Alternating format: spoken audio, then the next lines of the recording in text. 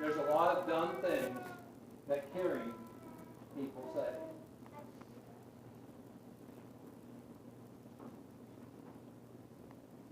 Imagine struggling to such a degree that you say this. We did everything together. We were married for 48 and a half years when a tiny germ, COVID, took his life. I'm struggling with extreme loneliness. The house was so quiet now and no longer alive with joy. Another one said, the mornings are so lonely. As I drink my coffee that he always made, I miss him as he was reading scriptures because he had been up for a while before me. I long to hear his voice again. Another one. I just cleaned my husband's room and washed the last sheets he slept on. So hard. I probably could have washed them with my tears.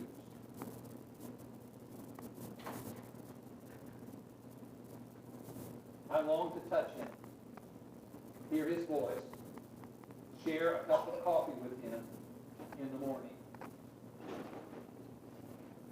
I think many people think things about the widowed that are not necessarily true. They think, oh, you're doing so well. They seem to have it all together. And that makes us wonder what's wrong with us. But truthfully, I think most of us think we are abnormal.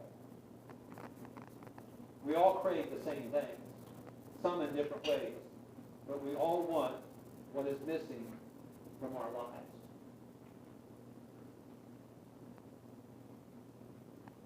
One man said, I don't know what's going on. I just can't stop crying. I'm just so lonesome. And when people are around, I just want them to leave so I can cry. A lady in Arkansas said, I miss him so. Knowing that he is in heaven doesn't stop the pain and loneliness of the one that's left behind. Another lady in Arkansas said, I wasn't a person anymore. Couples turned their backs on me. Kathy lives down in Florida, in Titusville, Florida. She texted me in April of 2020, and she permits me to share this publicly. I was told by a family member that loves me, time will heal. I don't think that is at all possible. 33 years of my life with my husband, sharing 3 children together was my whole world. I just can't see past today, and the pain is too much. I could go on and on and on. I have a folder full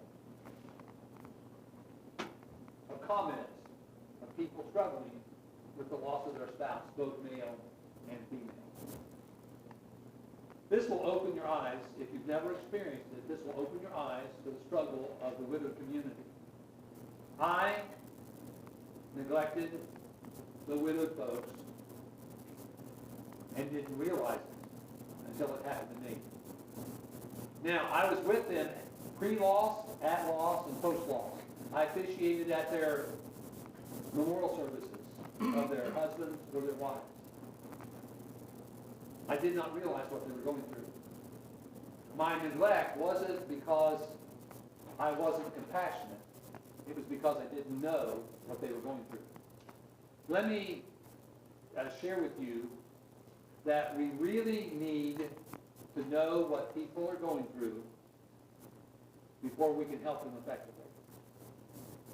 At the end of this session, you will know what it's like to be widowed. This is my favorite widow. Her name is Millie. I call her that because she has an astounding life story. I was in the Cincinnati, Ohio area. I was preaching in a gospel meeting. The preacher came to me. His name was Mark. And Mark said to me, Dean, I've got this 90-plus-year-old lady who wants to take you out to lunch. And I'm thinking, well, okay, I'm a widower. She's 90. She's probably saved.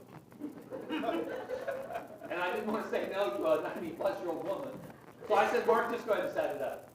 So Millie takes me to a Japanese restaurant, which I thought that was funny because I didn't know 90-plus-year-old widows ate at Japanese restaurants, but that's where she took me.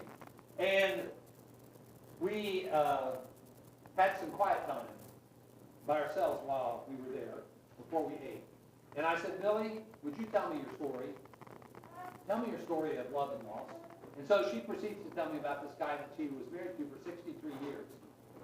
And she tells me about him, and she tells me about what a good husband he was, and how great he was as a father.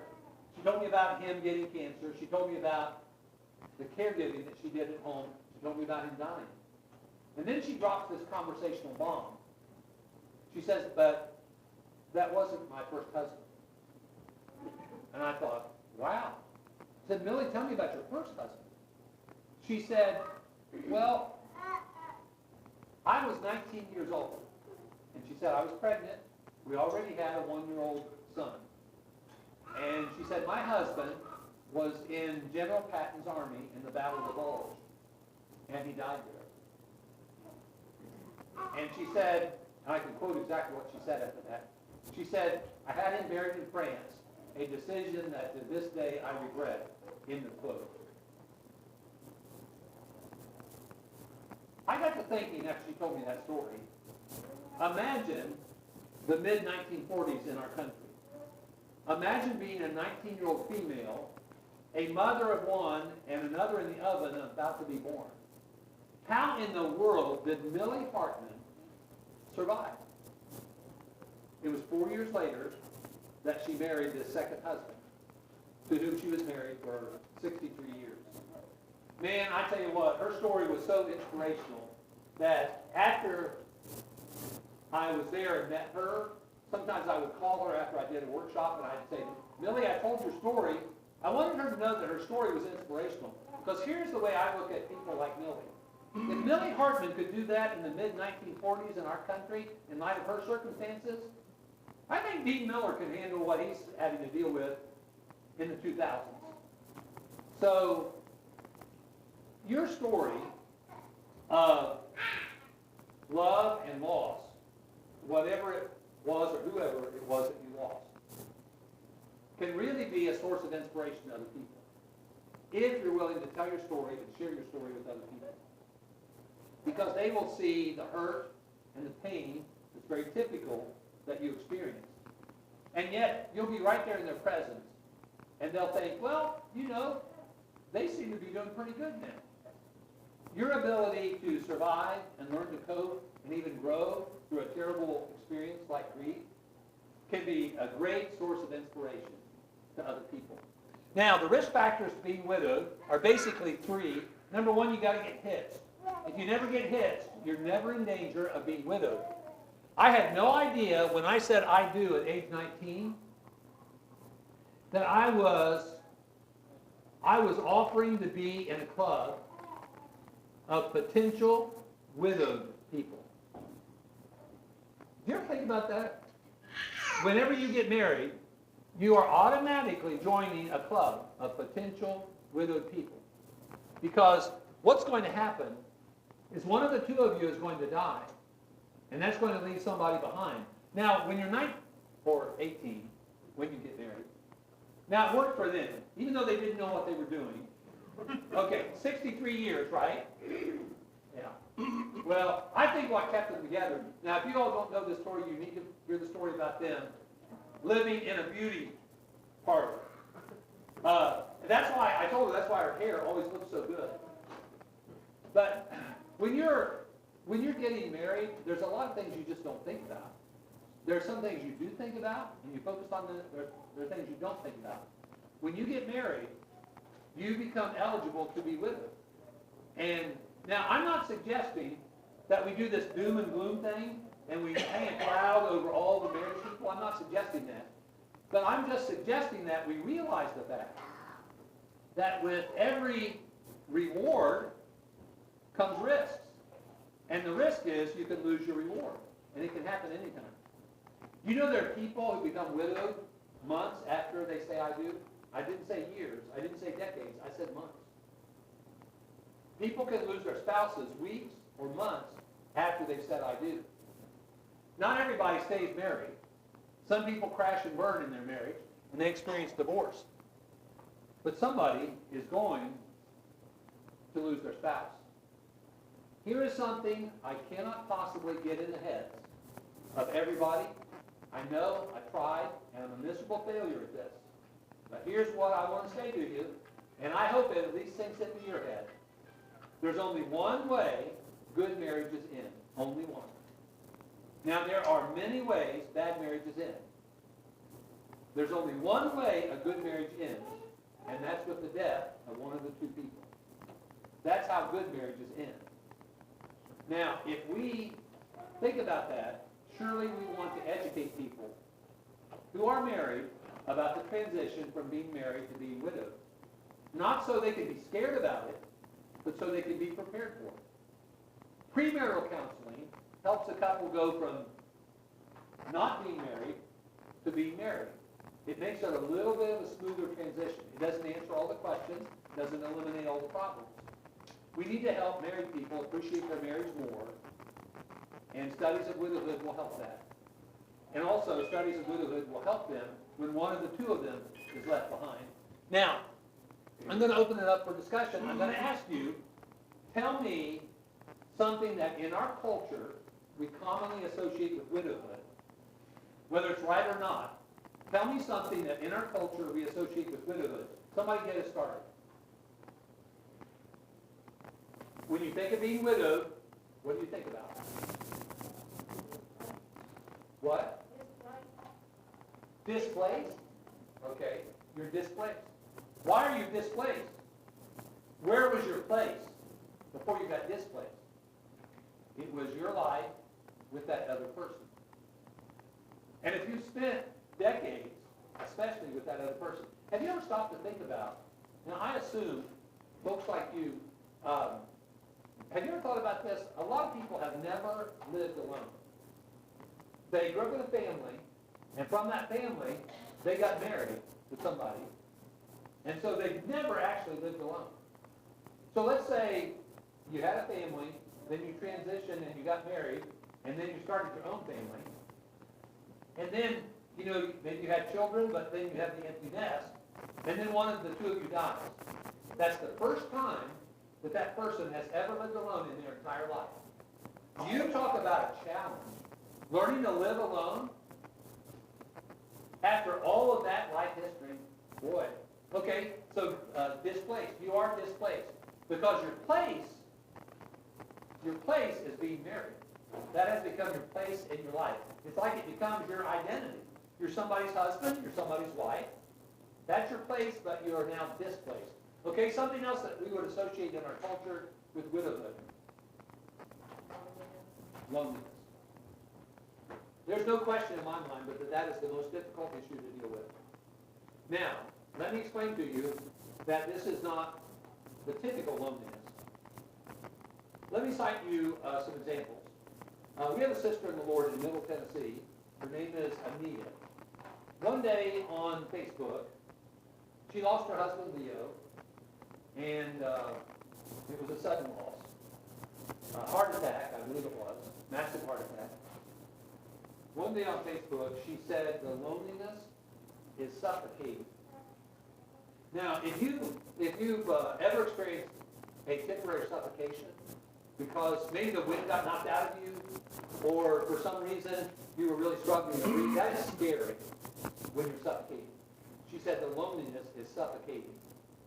Now, Kathy Lee Gifford, you associate her with NBC, the morning show.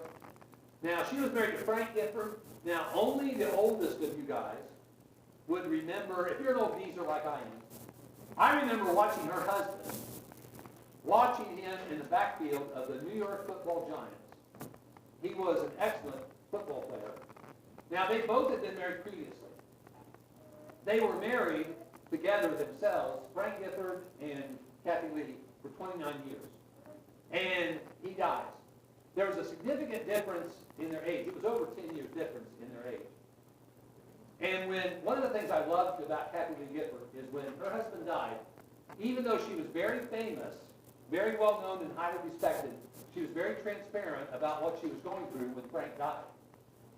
How gut-wrenching that was. So let me give you some samples of some things that she said. Two things that really struck me about loneliness. One was in a YouTube video that I listened to that was an interview with her. One was something that was an article in AARP magazine. Now, I know you're wondering, why in the world would I be reading an AARP magazine? And I appreciate you thinking that of me. But anyway, I've run across a few of those magazines. So here's one thing she said. She said, I am painfully lonely. She didn't say she was lonely. She said she was painfully lonely. Now, in Middle Tennessee, the Tennessean is the major media outlet. When she was interviewed by the Tennessean, she was asked, why did you move from Apple, the Big Apple, up in New York City, to Franklin, Tennessee? That's like podunk collar. Okay, there's country music singers live in Franklin, Tennessee. It is a little bit south and a little bit west of Nashville. But it's podunk collar considering the comparison to the Big Apple. She had connected with all those people up there in the New York City area. Why in the world did she leave New York City and move to Franklin, Tennessee? Here was her answer. She said, because I was dying of loneliness. She didn't say she was lonely. She said she was dying of loneliness. Man, I'm telling you what, it's a different kind of loneliness whenever you've lost the dearest person in your life. It is, for the vast majority, 99% or more of the widowed people, that is the biggest issue. Now, I used to think that there was a cure, and I no longer think that anymore. I think it can be managed. I don't think there's a cure for it. It can be managed by the grace of God. We can learn to manage it. I have learned to manage it. That doesn't mean I like it. People sometimes ask me, why in the world are you on the road all the time? Well, my answer to that question is because I hate being alone in my house. I have 1,330 square feet on 2 floors. Now, if I have a choice between being in that empty house with nobody else or being on the road trying to help people, what would I choose to be? I'd rather be on the road trying to help people. And so I'll fill up as much of my schedule as I possibly can. It's very difficult for most of us to adjust to being alone after you have been so attached to this other person. It's a big deal. So displaced, lonely, what else might you associate with widowhood? No longer being loved the most. No longer being loved the most. Here, Rhonda Lillard, the widow that was up there where I mentioned that November was her 20th anniversary of her husband's passing. I took her out for a meal one night, and when we were visiting together, she made a statement that has really stuck in my head, and I never thought about it this way. She said, I am no one's first priority. Now, she didn't say it with spite or anger. She said, here's what I mean by that. She said, I have children. I have grandchildren. But my children have families. And their spouses need to be their first human priority, not me. She said, I'm no one's first priority. When you're married, that person you're married to is your first human priority. But you're no longer anybody's first priority. That is really sad. You know, if you love marriage, if you loved all the blessings of marriage, and you no longer have those blessings, it's agony dealing with the loneliness that you feel. Not having that other special person in your life. You've lost the person that you loved hugging. You lost the person that was your sounding board. You lost the person that was your best cheerleader. You lost the person that you held hands with, that you walked with, that you did things with, that you did nothing with. you lost that person. I use the word empty. I feel, personally, on some occasions a high degree of emptiness. And that's the way I would describe my version of loneliness. That person helped to fill up your life, and now that person is absent. So you have this emptiness in your life. And it's difficult to deal with that emptiness. And so you experiment with different things to try to manage that loneliness that you feel. And you're struggling mightily with that issue. Anybody have something else they'd like to mention? Something that we would associate with widowhood? Yes? Trying to get drugged back out into the world too quick. When is it time to get back into the world? And by the way, let me tell you, one place that's really hard to get back out into the world is going to church.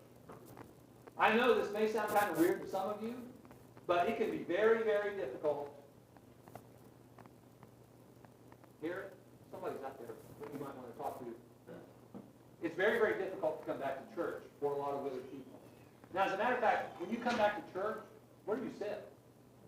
Do you sit where you sat with your husband or your wife, or do you sit somewhere else? And how difficult is it to sit through a worship service where previously, like when you were praying together in that public setting, what'd you do? You'd hold hands. Or he would put his arm around you, and you would feel that if you were the female, or you had the opportunity to put your arm around somebody else. That's a hard thing to deal with. It's very difficult to come back to church. As much as you love the Lord, and as much as you know that you need to worship, it's very difficult to come back to worship. And so it can be very difficult to go out to the grocery store. Now, I've gotten to the point where I've got this list. Now, you gotta remember, I'm not normal. You heard my story about overexposure to the female gender. Okay, I'm not a normal male. So I've got this list that I started of things that I've done after my wife passed away. Like, for instance, travel. I have attended concerts alone. I've attended athletic events, sporting events alone. I travel alone. If I had to have, there's only, are you going to stay home, or are you going to do something? But getting out, there's a social awkwardness about being widowed. A widowed person is a social misfit in a coupled world. That's what we are. We're a social misfit in a coupled world, and it's very awkward. And so you have to get used to dealing with that social awkwardness without it messing up your experience. There's a place called the Mad Life Theater. It's not where crazy people go. I don't know why they call it Mad Life Theater, but it's in Woodstock, Atlanta, which is like a suburb of Atlanta. Now, there was a tribute band for the band, if you're old enough to remember this, the 80s and the 90s, there was a band called Chicago. And my wife and I enjoyed their music. And so when I saw they were at the Mad Life Theater, I thought, this tribute band, well, I'd like to go to that. So I read about the venue, and then I went to get tickets. When I went to get tickets, here's how you buy tickets.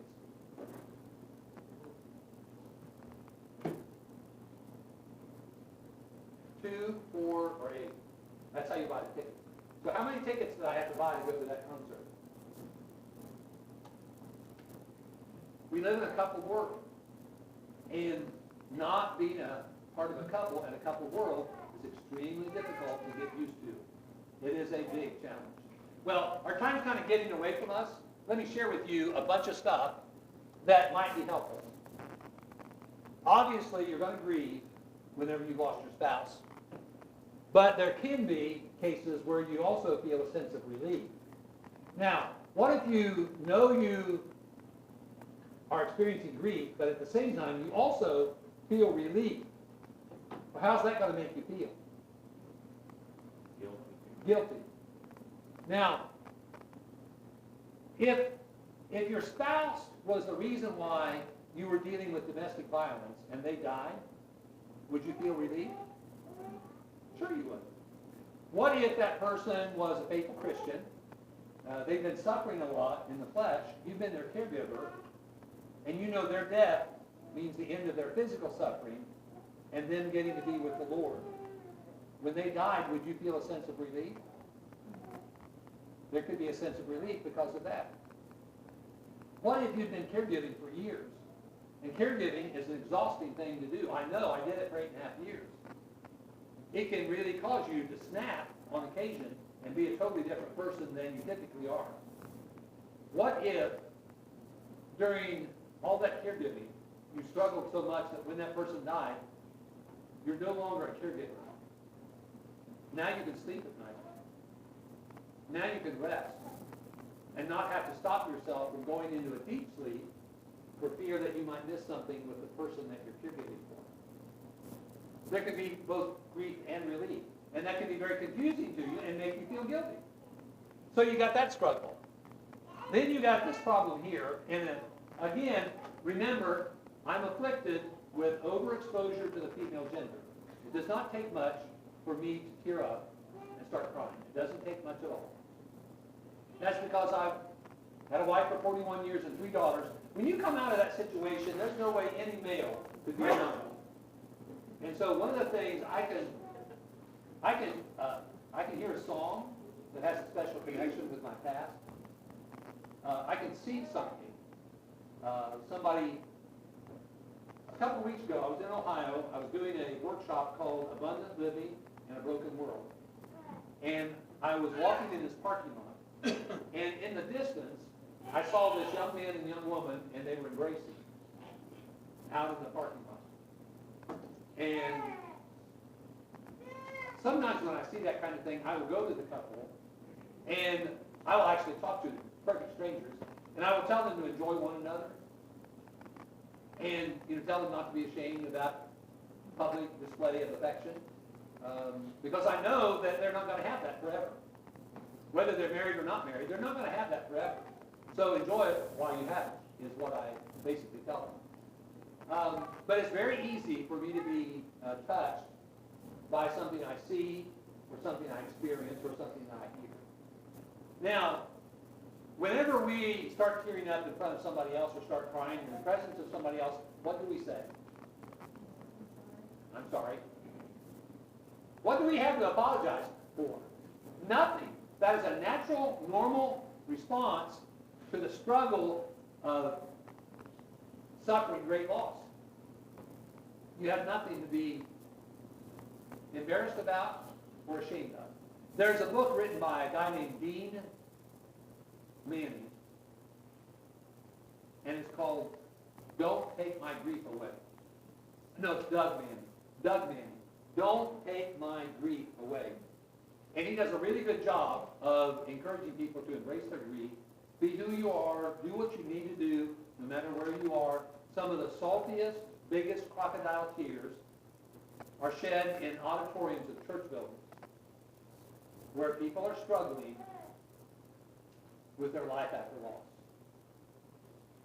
Well, the heartache is because you've never experienced something like this before, and now you start asking questions you never thought about before. Some of those questions may have things to do with your faith. You may begin to wonder about God. You may begin to wonder about your brothers and sisters in Christ and the church, because we are supposed to be supporters of one another. 1 Corinthians 12 describes the church like the body of Christ and how we're supposed to be supportive of one another. If we're not letting other people know about what a mess we are and how much we're struggling, we're not going to help one another. So here we are, we become protective of our privacy to a fault. That contributes to the neglect in the church, because we can't help people when we don't even know that they're struggling. So when we give this impression that everything is okay, and we tell people we're fine, then that feeds the neglect in the church. And you can begin to wonder about your neglect that you're experiencing. Sometimes your neglect is the reality. Sometimes it's your perception. But hopefully, if you're neglected, it's because they don't know. It's not because they don't care. The last session we're going to do after lunch tomorrow, Lord willing, is about serving suffering people. Here's a mathematical equation that I would share with you for effective ministry of suffering people. And I'll talk about this Sunday afternoon. Knowledge plus compassion equals effective ministry. Knowledge plus compassion equals effective ministry. We need to know that somebody is struggling. We need to know what they're struggling with. If you combine that then with a compassionate heart, we're going to be effective servants of those people. Now, if we have a compassionate heart and we don't know, we're not going to help them. We're going to be neglectful. If we know what they're going through, but we don't have a compassionate heart, we're not going to minister to them. We need both knowledge and compassion. That's why I'm sharing with you some of this information, so that the neglect of the widow is not something that we're going to encourage in the church. So you're going to have a faith struggle, most likely, and you shouldn't be disappointed in yourself, because that can really help you. Struggling can be good for you. James? Hopefully this isn't a big question. I was thinking about the Bible saying that as Christians we are to take care of widows and orphans. James 1:27, visiting or caring for the orphans and the widows. Generally, I think that's making sure it's like, okay, are you taking care of the bills and whatnot? And then you leave. So what is taking care of widows actually supposed to look like biblically? Yeah. And that's what we're talking about. That's why I'm sharing this with you, so that you will know what they're struggling with. And then, if you have a compassionate heart, you can minister to them more effectively. Hopefully by the end of the session, you will understand that their needs are more than having light bulbs replaced or dealing with car problems. Those are minor issues. Sometimes even, we're going to talk about financial jeopardy. Sometimes the widows can have financial jeopardy. But all of those things are really the easy things. The things that are hard are the relationship things. And those are mostly the things that are on this list. You can struggle with your faith. You deal with the loneliness that we've already talked about. You can have an identity crisis because you were somebody's wife, you were somebody's husband, but you're not any longer. And you can struggle with who are you now, because you're not that person who was a part of that couple. So, in addition to that, there can be financial jeopardy. If you think the Social Security system is the perfect safety net for widowed people, you are naive or ignorant or both. Because, now, I'm not bad-mouthing the Social Security system. I appreciate it. And it is a very helpful system. However, it's very complicated, and sometimes it can be a burden, especially to widowed people. The laws of our country are not always consistent with the welfare of the people who live in our country. You may wonder why some widowed people never remarry. Well, one of the reasons why some people don't remarry is the laws of our land. The taxing laws and the Social Security policies, and some of the policies relative to retirements. Sometimes you can't get married again, credibly can't get married again, and it's because of financial issues. But there can be financial jeopardy even with brothers and sisters in the Lord. Let me give you some information from the U.S. Census Bureau. Here's what they said. I can almost quote it exactly. Elderly women, now they didn't tell me what age, that all it said in this quote I read was elderly women. Now I don't know when it starts that you're elderly, and don't guess because somebody's going to be offended. Okay, so it says elderly women who are widowed are 3 to 4 times more likely to live in poverty than elderly women who are married. Now let me say that again. Elderly women who are widowed are 3 to 4 times more likely to live in poverty than elderly women who are married. There can be financial jeopardy when it comes to those who are widowed. Whenever my wife died, just from a male perspective with my situation, I had no idea that when you had a handicapped person at home, I knew it would be exhausting and difficult. I had no idea the financial strain that was on a family. And when my wife died, boy, I was in need of getting back to work. I had to find some church that would take me so I could earn a full-time salary for 5 years and then, live cheaply and then throw all that money together to try to rebound financially. You can take a real financial hit if you've done some caregiving long-term prior to the fact that you lost your spouse. You're dealing with change. We talked about that yesterday, and we don't like to deal with change because that makes us mad. And now you're having to deal with absence, the absence of the person. When you go to bed, that's also one of the two places that's the hardest for widowed people to go. Church and the bed. When you go to bed, it's an in-your-face reminder. You are A-L-O-N-E. Exclamation mark. Bold-faced, italicized, underlined. You are alone. After years of enjoying the blessing of being able to share your life with somebody that you were deeply committed to and they were deeply committed to you, it is so hard. You are so ripped off. And it is a reminder and such a difficult thing to adjust to. Dreams are not uncommon with people who have lost their spouses or other special people in their life. You can dream about that person for years and years after that person has died. And that doesn't mean that you're not recovering. It doesn't mean that there's something wrong with you. What that means is they meant a lot to you and they were deeply rooted in your mind. That book about the grieving brain, that neuroscientist said, the people in our lives, because of the way your brain functions, the people in your life are folded into the neurons of your brain. So that actually, that person that you've lost is gone, but not gone. That person's in here, but that person is not out here. And that's one reason why your brain struggles with the absence of that person. Because your brain just doesn't understand. Because as far as your brain is concerned, they're still here. So when you go to bed at night, your brain is going to do whatever it wants to. You know when you're awake, have you experienced this when you're awake, having trouble keeping your brain focused on something? Okay, if you haven't experienced it yet, just keep reading.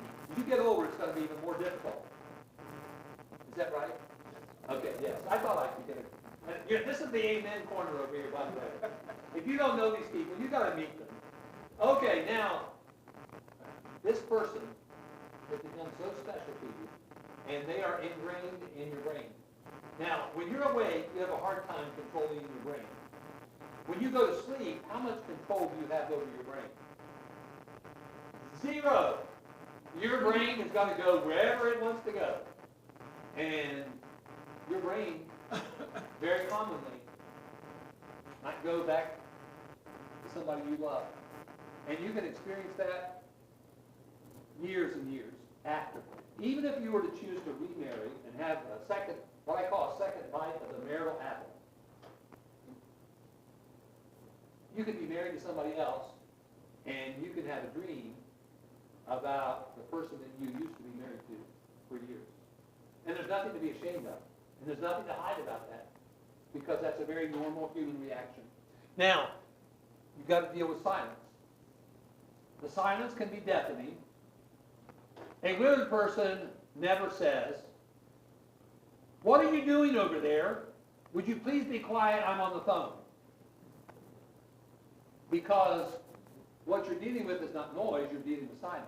You know what some widowed people do when they get up in the morning? The first thing they do, you know what it is? They turn the TV on. One lady told me, I forget where she was from, she said she turns it on and she turns it off when she goes to bed. She doesn't watch TV all the time. She just needs to have that noise. Some people might do it with a radio. But the reality is, that is a very difficult thing to deal with, because we make noise with one another, and now you're dealing with silence. The emptiness is because they help to fill your life up, and now you have a dependence that you didn't have before. That other person did things for you, and now you have to do them yourself. let me tell you about Marlene. I went to visit with her. This is after I've left the church after 33 years. I occasionally go back to that part of the country, and sometimes when I do, I find widowed people to go visit. So I visited with Marlene. It'd been probably maybe 10 years after my wife passed away, probably 15 years, maybe even 20 after her husband died. And so I was visiting with her, and we had a great visit. I was getting ready to leave. I found out, though, she had this light that when she put the switch, it didn't come on. So I got up, and I said, hey, Marlene, before I leave, I want to see about this light. Maybe I can do something to help you get this light working again. She said, no, Dean, don't mess with it. Now, she was raised in West Virginia. West Virginia people are different, very independent. And she said, no, don't mess with it. I said, Marlene, I want to check about this light. And she said, no, Dean, don't mess with it. I looked at her and I said, Marlene, if you don't let me look at this light, I am going to move in with you. She said, here's the stool right here. Go right ahead. She needed some help. And guess what she needed? A light bulb. Needed change. You know, there is a dependence that happens. Now, that was a little thing. That was an insignificant thing. But we need to recognize our dependence, our need for other people in our life. Maddie and Tay are a couple that sing. And they have this song. If you've never heard this song, you might go to YouTube, People Need People. The lyrics of that song are very touching, and they are so consistent with reality. God made us social creatures, and people do need people. It's a great thing. Some of God's greatest blessings are the people in your life. The reason why you have people in your life is because God has blessed you with them. And we need to recognize our dependence. And sometimes our dependence is we need people in our life. Because of the stress level that we're dealing with, and sometimes the anger, we need people to vent with. Now, let me usually I ask you, but since the time is passing and I'm committed to noon, we're going to have one more break, okay? Let's make a list of people we want to be angry with. Let's be angry with the person who died. How dare you go and leave me? How dare you go and leave me, okay? There's this lady named Jackie. She lives in Florida.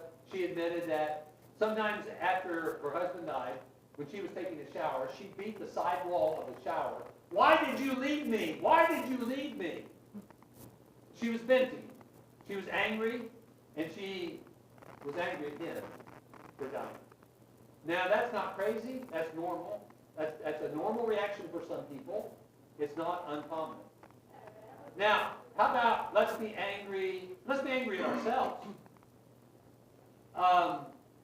The first time that I ever talked to Benita, she was living in Fort Scott, Kansas. I talked to her for like an hour on the phone, this first conversation, and she's telling me that she killed her husband. It was during the COVID experience that she got COVID. She recovered, but when she had COVID, she gave it to her husband, and he died. So in her mind, she killed her husband. Now, we can all understand why she would jump to that conclusion, and why it'd be hard to deal with getting out from underneath that burden that you create by looking at it that way. Sometimes I was not the perfect caregiver. I do have regrets during the caregiving. There are times I was angry at myself, even in caregiving, because I wasn't as good a caregiver as I could have been and should have been. If I ever do that again, I'll be way better. Just like if I'm ever a husband again, I'll be way better the second time than the first time because of my love and loss experience. I'll also be a better caregiver if I'm put in that position again because of what I've been through. I know now how to way better, more effectively handle that situation now.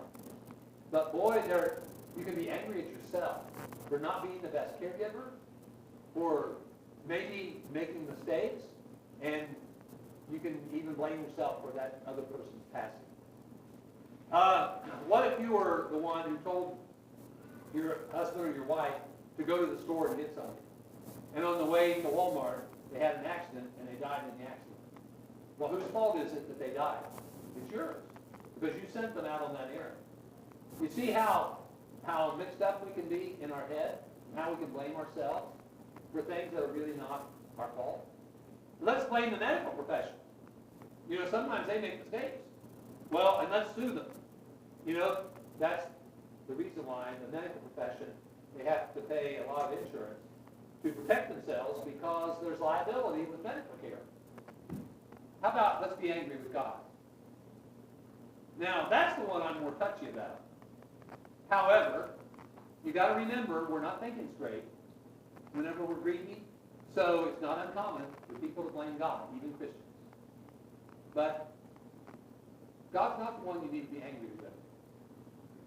If you want to be angry at somebody, you be angry at the devil. He's the one that put you in this situation.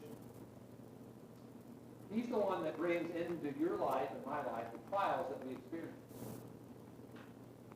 We need to get mad at the devil. When was the last time you ever had somebody publicly respond at a worship service where you were, and their confession and their need for prayer explicitly had to do with the work of the devil in their life? If you think the devil is not working in your life, you are naive. And you are wrong. Be sober, be vigilant. Your adversary, the devil, as a roaring lion, walks about seeking whom he may devour. 1 Peter 5:8. The whole world lies under the sway of the wicked one. 1 John 5, verse 19. The devil is out after you. And the devil is the one that brings all the agony into your life. What God does is he says, let me help you. We can actually bring glory to me, and we can help you and help you help others if you lean hard on me. There's a reason why God lets us deal with these very difficult things in our lives. We don't need to be angry at God. But if we're angry with God, we need to talk to him. Because that's what we need to do when we're angry with somebody. We need to talk with them and make the relationship better through that talking. He talks to us in his word. We talk to him in prayer. The worry and the fear is because we've never lived this way before. We've never been alone and experienced the loss of this individual. So we struggle with that. And then there's this restlessness where we're tossing and we're turning. And can you believe this one? This one, the suicidal thoughts, was a suggestion made to me by a guy who was probably about 80 or 80 plus, who came to me in Chester, West Virginia, and said, Dean, I want you to add, I think you ought to add this one to that list you had. Now, at the time, this list I just shared with you had about 10 or 12 things on it. He said, add this one. Do you really think that everybody you worship with is thinking straight? It's got their head screwed on straight? And do you honestly think that there's nobody that you worship with that hasn't had suicidal thoughts, or may even that week have had suicidal thoughts? We need to quit being naive. There are way too many suicides. There are way, way too many suicidal thoughts. There are way more suicidal thoughts than there are suicides. The things that we experience in life can do a number on us and really shake us up and cause us to think things we would have never imagined that we would ever have thought. Now, why is this so difficult? Why is this such a challenge in our life? Well, this is the only relationship, only human relationship described like this. Man, when you are married, you have a treasure. You have a jewel of a blessing. And don't take it for granted, because there's nothing like it. This one flesh phrase is not used for the parent-child relationship. It's not used for the child-parent relationship. It's not used for the brother-sister relationship. It's only used for the husband and wife. There is no relationship like marriage. And when you lose that blessing, it will shake you up. The studies that have been done about life stressors, they are quantified and qualified. When they do these studies, like for instance a life stressor, getting married, that's a life stressor. That's actually on the list. When you relocate, or when you change jobs, or when you have a baby, all those are life stressors. because they're changing. On that list, the number one and number two things are always the same with these studies. The number two thing is divorce. The number one thing is the loss of your spouse by death. It is a huge blessing to lose. The reason why is because if you do it right, this is how you do it. If you're married, this is the way you do life. Married. Total giving is a total self for a total lifetime. If you have kids or grandkids who are married or not yet married, take this information and share it with them and keep reminding them, this is how you get married, this is how you stay married. This is how you invest in this one flesh relationship. Total giving of the total self for a total lifetime. That's what makes a magnificent marriage. You take two people who are invested like that in this relationship, they can handle anything if they both also share a passion for God. Whatever they experience in their lives, aging, illness, loss, they can handle that when they have this kind of attitude or policy about their investment in their relationship, when they both love God more than anything else. By the way, another bit of advice that you can give your children and your grandchildren is you can go to YouTube and you can plug in this song. I don't know that I've ever heard this song on the radio, but boy, when I ran across it, I thought, this is a great thing to teach our children and grandchildren. And this is the way I personally think about my life, if I were to ever marry again. The guy's name is Ian Munsick. That's the guy who sings this song. I-A-N, Munsick, M-U-N-S-I-C-K. And the title of this song is More Than Me. More than me. She loves him more than me. That's why I love her. You know who the him is? God. When two people love him more than they love themselves or anybody else or anything else, and they have this kind of an attitude, they can handle anything in their life that Satan might throw at them, because God is going to bless them. Don't ever say to a widowed person, I know how you feel. They may slap you if you say it, and you deserve it, because this is a very individual thing. Individuals are different, relationships are different, families are different. Some families talk about everything. Some families are dysfunctional, and they're private to a fault. They don't share stuff.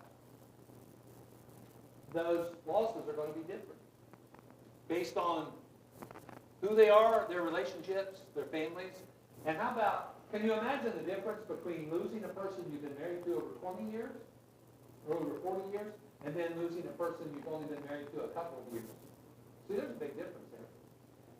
Don't ever say to anybody who's struggling, I know how you feel, because you don't. You're not living in their skin, and you are not them.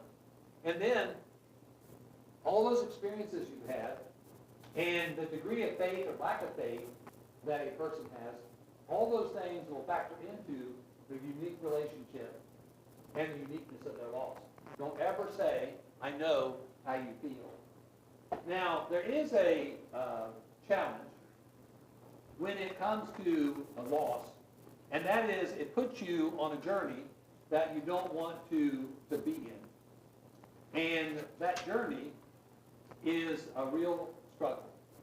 Initially, what you're doing in that journey is life sits you down in front of a door. And the door used to be open because you were living the dream. You were married, and maybe you had children, and you were living the dream. But what's happened is life shut the door.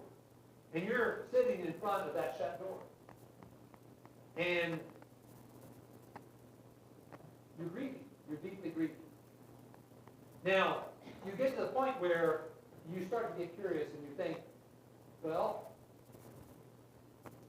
and then you grab the handle of the door and it's locked. It's not just shut, it's locked. So that person's not coming back. And now what are you going to do with the rest of your life? you're on this grief journey. What are you going to do for the rest of your life? Deep grieving, that's the journey initially. You need to embrace the reality, be who you are, grieve the way you need to grieve. Like Doug Manning said, don't let anybody take your grief away. Don't let your kids tell you how to do it. Don't let church members tell you how to do it. Don't let the shepherds in the Lord's church tell you how to do it. Don't let the preacher tell you how to do it. You do it however you need to do it, because you're the one who suffered the loss, and you're the one who's on the journey. At some point in time, after deep grieving, you do have to decide, what am I going to do for the rest of my life? Your heart is still beating. You have not died. Don't die until you're dead. Some people die when their spouse dies or their child dies. And from that point forward, all they do is exist. They're not living, they just exist. Living is a choice, and we can choose how we're going to live. I referenced this workshop I did in Ohio just last weekend about abundant living in a broken world. The world's broken, and sometimes the brokenness of the world breaks us. Loss, for instance, breaks us. We have to decide what we're going to do with our brokenness. Are we going to let that brokenness virtually end our life and just exist the rest of our life? Or are we going to do something to bring glory to God and help other people? Don't waste your pain. Take what you've experienced in your life, and now with your great wealth of experience you didn't want, that you're stuck with, can you help other people with that? That's one reason why I encourage churches to think very seriously about starting local widowhood ministries, because that can be a real help. Do you know that there are a lot of widowed people in Wheeler County, Texas? As a matter of fact, tomorrow I hope to share some of those statistics with the people who are at church here tomorrow. There are widowed people everywhere. Now, why can't we, as the church, in different communities, in different counties, why can't we work on getting them connected, because they have this common bond, and let them build relationships so they can actually help one another? Help one another to actually live instead of just exist. And that's what I mean by don't waste your pain. Use what you've experienced to try to help other people. If you've suffered the great loss of a lot of finances, if you have suffered from cancer, whatever it is that you've experienced in the way that was a brutal loss, use that to try to help other people. I can and I will. You can and you will handle anything with the help of the Lord if you lean hard on Him and realize that fork, what that reminds you of is you need to start making choices. When you pick up a fork, you decide to eat. So when you're on this grief journey, what you've got to do is you've got to pick up the fork and think, okay, now what am I going to decide to do in my life? For me, it was starting this widowhood ministry, but you don't have to start a new ministry. You can plug yourself in to a ministry at your local church family or your community, but you can still be of use to the Lord. As a matter of fact, because of what you've lost, you may be of more benefit to the Lord than you ever were before. That seems kind of strange, ironic, but you might be of more help to the Lord now than you ever were before. You paid a great price to get there, but you could be of more value to the Lord than you were before. Well, I've got more even with this session, but our time's running out, and I guaranteed you the whole noon thing. There is another section. I'm going to give you 5 minutes, and see if you can't do it in 5 minutes. Previously, I gave you 8 minutes, and you took advantage of me. Okay, now, how about 8:25, or 11:25, not 8:25. I see it says 11:20 up there on that little clock. Okay. Hey, Katie said, do I have to wait till 8? But let's take about a 5-minute break, get up and stretch, get you some coffee if you like, or another cinnamon roll. Nobody but the Lord knows.